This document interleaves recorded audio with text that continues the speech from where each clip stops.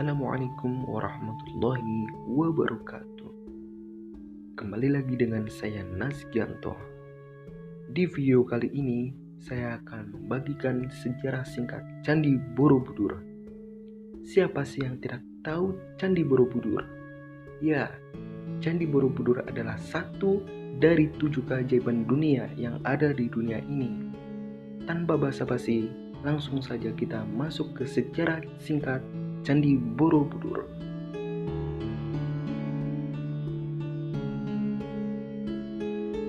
Megahnya Candi Borobudur tak lepas dari kehebatan Indonesia di masa lampau.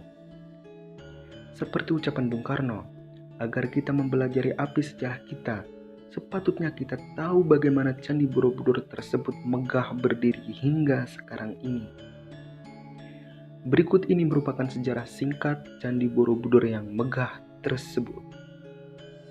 Menurut catatan sejarah, Candi Borobudur diperkirakan mulai dibangun pada abad ke-9, yang mana saat itu wilayah Magelang saat ini dikuasai oleh dinasti Syailendra yang dipimpin oleh Raja Samaratungga.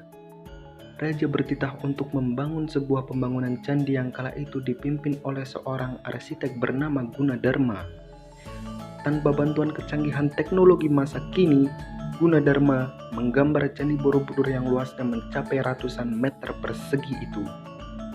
Dari pembangunan tersebut, Borobudur dapat diselesaikan dalam waktu 50-70 tahun kemudian, yang mana konon Gunadarma sendiri tidak melihat hasil akhirnya. Nama Borobudur sendiri berarti Vihara Buddha Uher, yang berasal dari bahasa Sanskerta dan berarti biara Buddha di bukit. Memang saat itu, Borobudur terletak di sebuah bukit. Itulah secara singkat Candi Borobudur sebelum pembangunannya. Namun, setelahnya Borobudur juga menjadi saksi bagi sejarah Indonesia lainnya. Karena pada masa itu, agama Buddha menjadi mayoritas agama di tanah Jawa, maka Candi Borobudur pun tak lepas dari kegiatan keagamaan. Candi Borobudur menjadi pusat kekuatan keagamaan terbesar baik di tanah air maupun di berbagai kerajaan di sekitar Nusantara. Namun lambat laun perkembangan Islam mulai masuk ke Nusantara. Masuknya pengaruh Islam ke Indonesia pada abad ke-15 membuat Candi Borobudur mulai ditinggalkan oleh masyarakat yang berpindah ke agama Islam.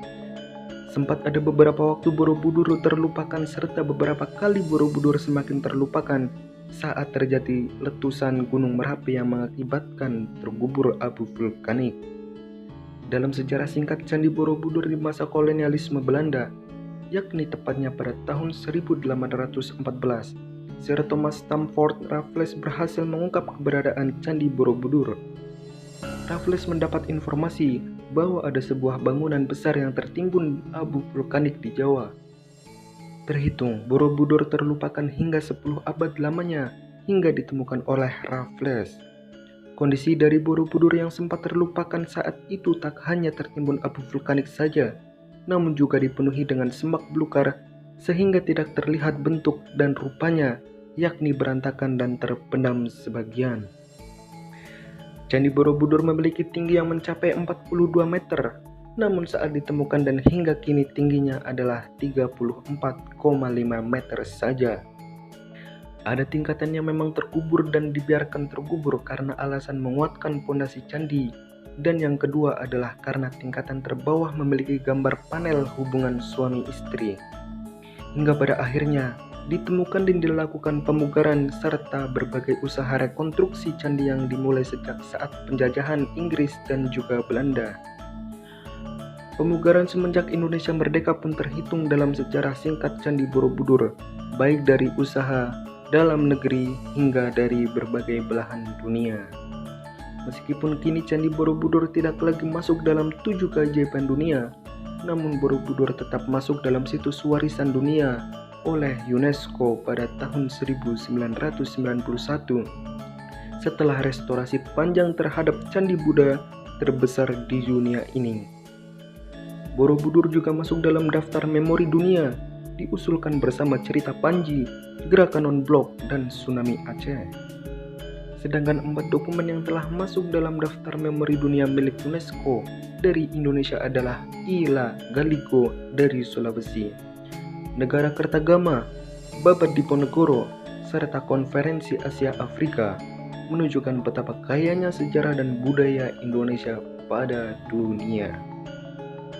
Begitulah sejarah singkat Candi Borobudur yang harus Anda ketahui.